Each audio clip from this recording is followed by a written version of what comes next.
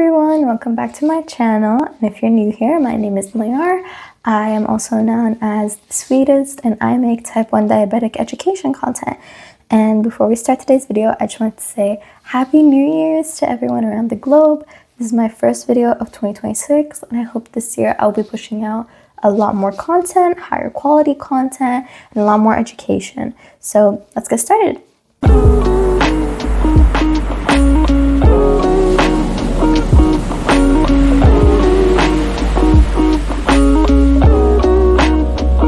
Have you ever looked at something and thought, how am I supposed to carb count this? Well, me too. That's why today we'll be breaking down carb counting for type 1 diabetics with no complicated math and no stress. So if you're freshly diagnosed or just confused, this video is for you. Let's start with the basics. So carb counting is exactly what it sounds like. It is counting the amount of carbs in your food so that you can take the insulin to match it. Now, taking insulin is all about the carbs, not the fats, not the proteins, the carbs, because carbs are considered complex sugars and you take insulin for your sugars. That's why you have to count your carbs so that you can take the right amount of insulin to keep your blood sugar stable. You might be asking, what kinds of foods contain carbs?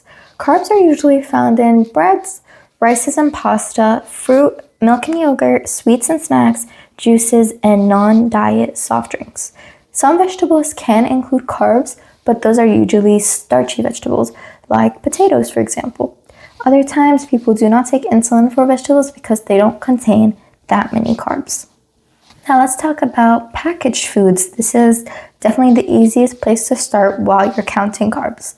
With packaged foods like cereals, chips, any snacks, they usually have a nutrition label. So how to carb count is you have to look at the nutrition label. You will see that they usually include a carbohydrate amount. You look at the total carbohydrates, not just the sugars. And you also have to look at things like fiber and protein, because fiber usually halts the absorption of carbohydrates. So when something is very high fiber and very high carbohydrate, you have to consider how you will carb count for those. But for today, let's just start with the carbohydrates. So if a label says 25 grams of carbohydrates, you have to consider that number specifically, not just the number of sugars. Some labels might say carbohydrates 25 and then sugars 15. You cannot just take insulin for the sugars, you have to account for the total amount of carbohydrates. Now let's get into carb counting with homemade foods. This is where usually people start to panic, but I assure you that it is not complicated at all. For homemade meals, you usually break them apart into separate categories. For example, if you're eating chicken, rice, and a salad, you usually take carbs for the rice since it is the only carb source. The chicken has no carbs in it, it is mainly protein, and the salad has little carbs in it that you don't need to account for. Obviously, unless there are kinds of dressings that have carbs on it, but let's say this is just a regular salad with no dressing, just vegetables. That usually has a low carb amount, so you don't take any insulin for it.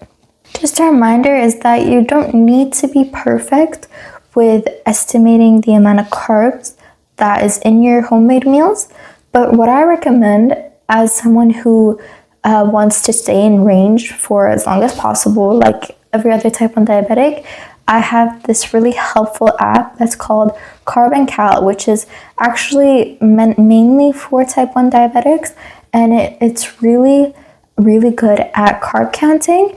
It has a barcode scanner for packaged meals that might not have a barcode on them, a nutrition label. And you can also find a ton of foods that from all over the world. You can find restaurants in the app where you can select the food that you ordered and it'll show you the amount of carbs, the amount of calories, proteins, fibers, everything. And it's been very helpful for me, especially when I'm making food at home. And it is very accurate with all the carb countings and the calories.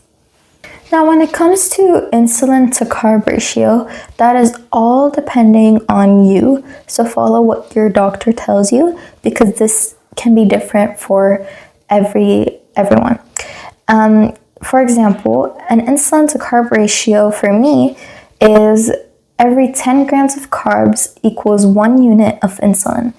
And this can change from others due to hormones, stress, medications. There are all kinds of factors that you have to look into when you set your insulin to carb ratio. But the default one for most people is 10 grams of carbs equals 1 unit of insulin. Even as an expert at carb counting, people make these very common mistakes, like forgetting that drinks also contain carbs, not pre-bolusing, which is waiting 15 minutes before eating a carb-heavy meal so that your insulin can absorb better, or forgetting that carbs are not just sugars, or even guessing and estimating the amount of carbs in their meal because they think that they know better. Every kind of carb affects your body differently. So just to be sure, use a calculating app or check on Google. We have a lot of resources these days to check and help us with the carb counting. So there's no excuse for you to estimate on your own and risk getting a high blood sugar. And remember, even if your blood sugar is not perfect after you bolused exactly and accurately, that is totally fine. That is not failure. That's just how diabetes works. And just a little reminder, carb counting is a skill and it really takes time to master. So do not fret if your numbers are up and down and they're not perfect. That is totally normal. They're not supposed to be 100% range all the time. Be realistic with your targets and your goals. Believe it or not, even I still mess up sometimes, and I've had this disease for as long as I can remember. So do not think that you are the only person in the world who is going through this and having fluctuations. If this video helped you even a little bit, please comment, like, and subscribe, and let me know if you want me to do a part 2 on how to carb count while you're in a restaurant or you're eating out. You're doing amazing even on the bad days. Do not forget that. See you in the next video.